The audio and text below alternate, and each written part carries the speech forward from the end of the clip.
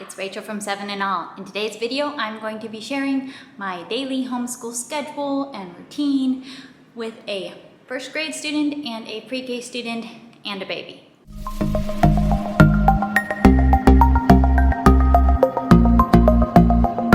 Now, ever since sharing my first grade and pre-K curriculum picks for this upcoming school year, I've gotten a lot of questions about what is this going to look like on an everyday basis? What are you expecting to do? How do you implement all these different pieces? So in today's video, I'm going to show you exactly what that looks like on paper. All right, let's get started. I've typed it up on a piece of paper here. If it were just me, I would just be scribbling this into my homeschool planner, but I wanted to have something legible to share with you guys here.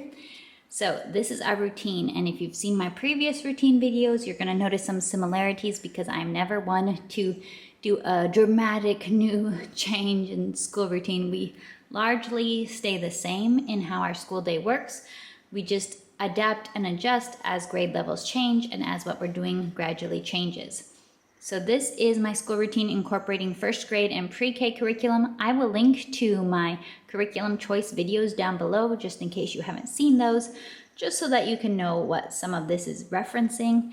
A large portion of our school routine for this first grade year is coming from Gentle and Classical. We're using Gentle and Classical Sequence 1 and following their plan for the year. So that will be a big part of it. So here we have a breakfast story time session. So while the boys eat breakfast, I read to them. I have done this pretty much their entire lives. So this is very, very much what they're used to. They know to expect their story time over breakfast. So here's my plan of what that is going to look like for this school year. Following the Sequence 1 schedule, there's 4 Bible readings a week and 1 reading from theology. So there's our 5 days. We'll read theology one of the days and Bible. We'll have our memory statement cards from Gentle and Classical. Then these are short literature readings incorporated in Sequence 1. That's what this is all referencing.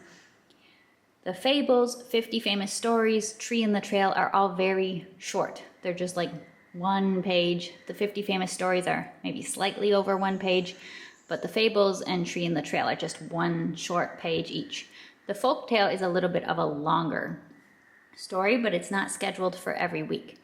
They only schedule 1 folktale every 6 weeks. I am going to be incorporating more folktales as I talked about in my first grade video, but it'll still probably be like every other week we read a folktale. So on that day, we'll have a longer reading. So probably the day we do a folktale, I won't read from our chapter book read aloud, but every other day, I think it'll be very doable to also read a chapter from our chapter book. I also have a video linking to what chapter books I've chosen for this year. I've purposely chosen easier chapter books. All the readings I chose to do at breakfast time were ones that are very inclusive for my younger son as well. And these aren't our more challenging readings. These are the shorter ones or easier readings that both of my boys will be able to handle. And both of my boys will be interested in. So fables, the folk tales, chapter book will be able to include my younger son. So that's why we're doing all of these here at breakfast. Then after breakfast, we usually have a break. My boys play a little bit and I usually start laundry, clean up breakfast, feed the baby, you know, all those little morning chores. And then I will set up for school at the table and call them. So this is both for our table schoolwork time. Typically, we start, say, 8:15 in the morning, roughly. Breakfast tends to be pretty early, usually by around 7, sometimes a little earlier. We're starting breakfast, and this maybe takes half an hour, less, but probably let's say half an hour to be safe. So by 7:30, they go play.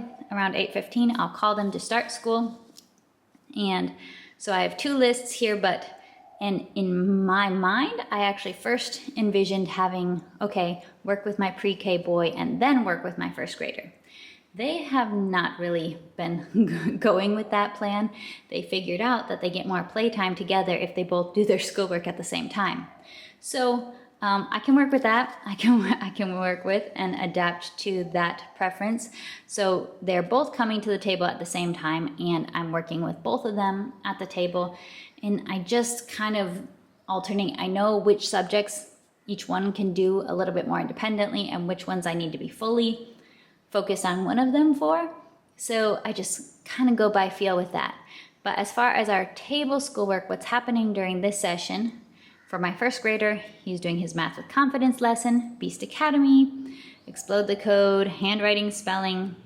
Then for first language lessons, which is our English language arts, that isn't meant to be done every day. If you do it every day, you'll get through too many lessons too quickly. So I'm scheduling that for 3 days a week. And then similarly with llamitas, you aren't meant to be doing a new lesson every single day, or else you'll go through it too quickly. I'm more about mastering. I don't want to be rushing through the program. So we'll do our Spanish language arts 2 days a week. Then he'll have his notebooking as scheduled in sequence 1, which is usually about 2 days a week of 50 states geography and say 3 days a week on a history notebooking activity from that sequence 1 student notebook. Then English reading and Spanish reading. And both of these will be reading aloud to me.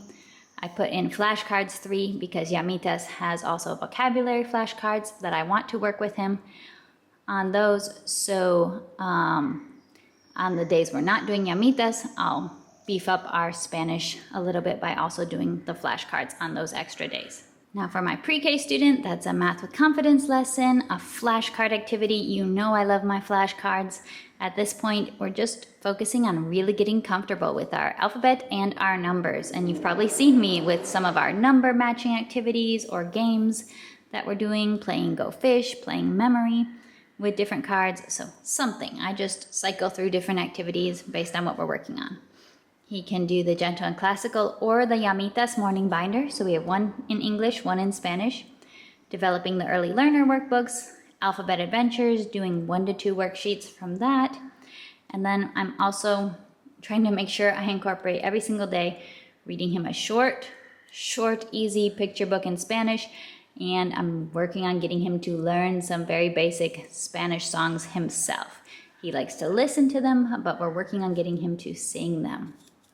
So I talk more in detail about these curriculum choices in my curriculum videos, of course, but just to show kind of how this happens, I'm very aware of which ones are more independent. My first grader does more of his work independently. So with both Math with Confidence and Beast Academy, I will have to get him started, intro the lesson, maybe do a little bit of a learning activity with Math with Confidence him, make sure he understands the problems for Beast Academy. So both of these he needs some intro, but once he gets to the problem set, the workbook page, he can work through those independently in a few minutes. Explode the Code, handwriting and spelling are all independent things unless he's having a spelling test. He will be working on spelling in English and Spanish. So in English he has a workbook, in Spanish he just has word lists that he'll just do copy work practice from. Very simple, very quick and easy.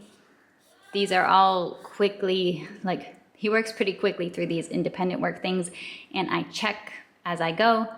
I don't have a checklist for my children at this point to check off that they've done it, because I just use what I call the stack method.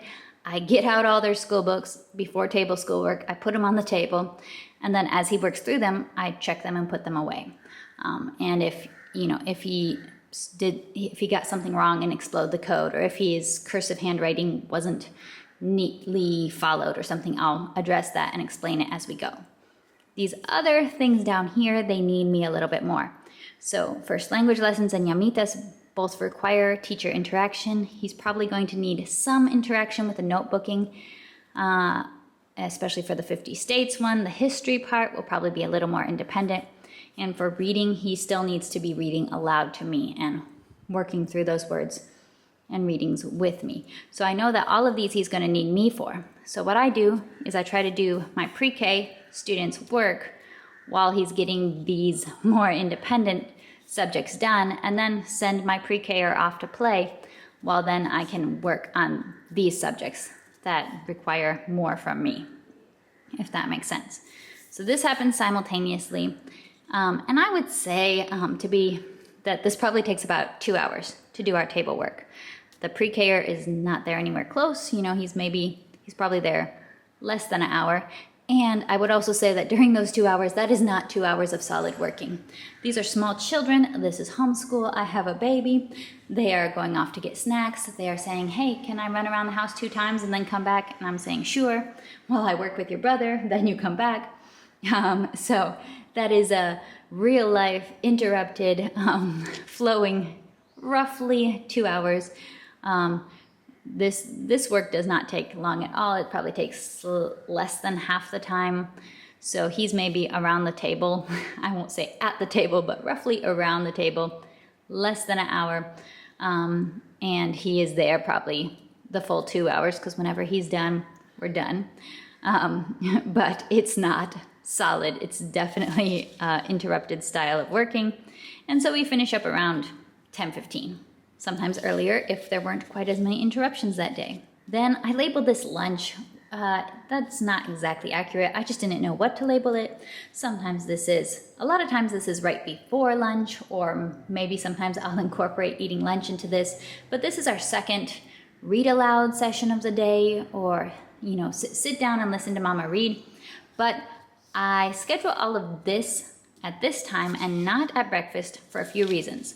One being, these are our more advanced read aloud subjects, so these are the ones that are not as inclusive to my pre-K son. And so this is the one where, he'll probably come and sit and join with us for, say, science, but after that he's out of there. He's gone and playing and doing his own thing. And my older son is more sticking around with this, engaged. This is more aimed at him. So I find that easier to do kind of at our later read aloud session. Also, these are the more interactive ones. This is where we might be getting out supplies and doing a science experiment, or maybe I'll be showing a video or some kind of demonstration. We'll be doing some singing, or it's just a little bit more interactive or multimedia. I don't like to be getting out videos, at 7 in the morning. I don't want to be doing experiments at 7 in the morning. And usually they don't want to be singing either. They just like to eat their food and read. So this is our more calm, eat and listen time. And this is our more interactive. Maybe I'm writing on a whiteboard and we're drawing in our notebooks, something we're learning about. This is the more active learning session. So that's why we do it later. And this is where we're doing our science, alternating between sunlight science and apology astronomy as we work through the year.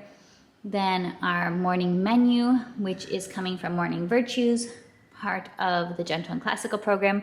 There are several songs and several readings in that morning menu, but my plan is just to do one song, one reading, and one thing in Spanish for our morning menu memory work, beauty subjects every day, so that we're just kind of slowly looping through them. You're supposed to be on one morning menu for 6 weeks, so that feels like plenty of time, that even if you're just doing one song and one reading a day, you will cycle through those same readings and songs quite a few times. I'm also adding a little bit, so I will be doing a video on our morning menus at some point to show how I'm adding Spanish into there as well. The Morning Virtues includes composer and artist study, so we'll alternate between those, loop through those. And then this is where we'll also have our history lessons. My plan is to do 3 days on history each week, 1 day for the world geography study from On Mission, and then I'll have one flex day each week, because that's only 4 days. So flex, maybe I want to do another extra history activity, or maybe we have a handicraft that we can do, or maybe there's a extra long experiment from science, more time-consuming project. So I'm going to have one flex day that I can just use for whatever it's needed, whatever type of project we're working on that week, we have that space to do it. Then I just listed afternoon. Afternoon is where we have a lot more variety. The mornings are very, very consistent. The afternoons is where, hey, as homeschoolers, we know. Energy levels start going down. It becomes a little more flexible, but we have some options.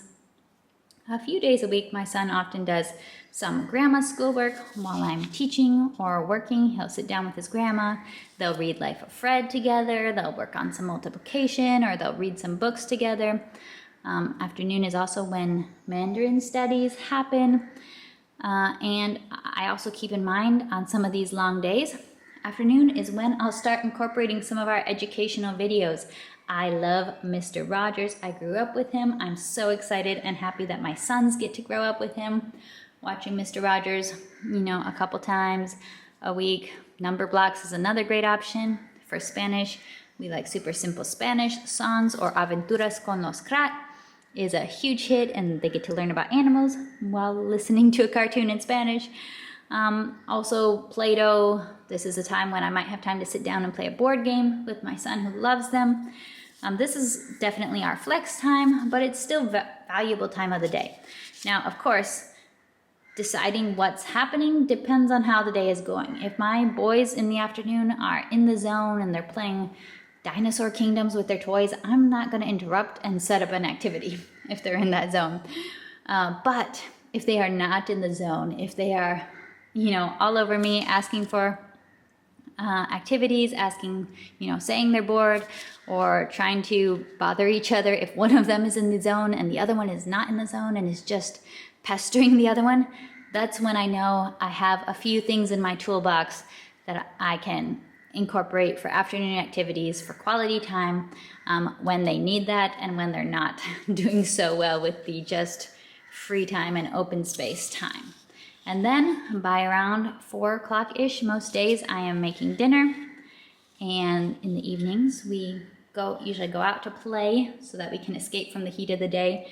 You'll notice we don't do much outdoors time during the day because it's very, very hot where we live. So our outdoors playtime typically comes either first thing in the morning on like a Saturday, or it's in the evenings throughout the week. All right, that's my schedule. If you have any questions or comments, feel free to leave them down below.